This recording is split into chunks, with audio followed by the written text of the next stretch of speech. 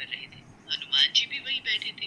वार्तालाप के बीच में माँ सीता भगवान राम से बोली, प्रभु, बहुत समय से धरती का चित्रण नहीं देखा। पृथ्वीवासी सब प्रकार से कुशल मंगल तो है ना?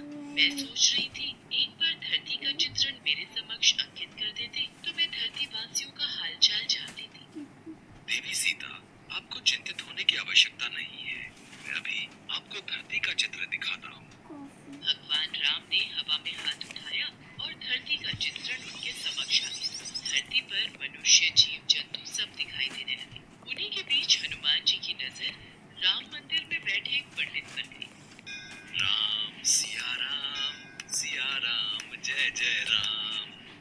राम सिया राम, जय जय राम। हे प्रभु, हनुमान जयंती उत्सव आने वाला है। इस बार भक्तों का चढ़ावा आ जाए तो मुखिया जी मुझे अच्छे पैसे दे देंगे, वरना भक्तों का चढ़ावा कम आता है तो मुखिया जी भी पैसे देने में बहाना करते हैं।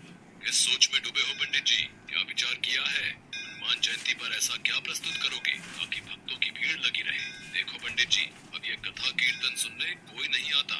एक दो भक्तों से कितना चढ़ावा इकट्ठा हो जाएगा ये आप भी जानते हो। और अगर इस हनुमान जयंती पर ज्यादा चढ़ावा नहीं आया तो फिर मुझे कुछ और ही सोचना होगा। वैसे भी आपकी उम्र हो चली है, अब आप राम मंदिर की जिम्मेदारी नहीं संभाल पाओगे।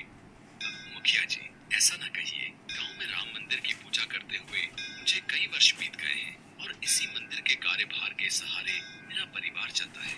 लक्ष्मी बिटिया की शादी की बात पक्की कर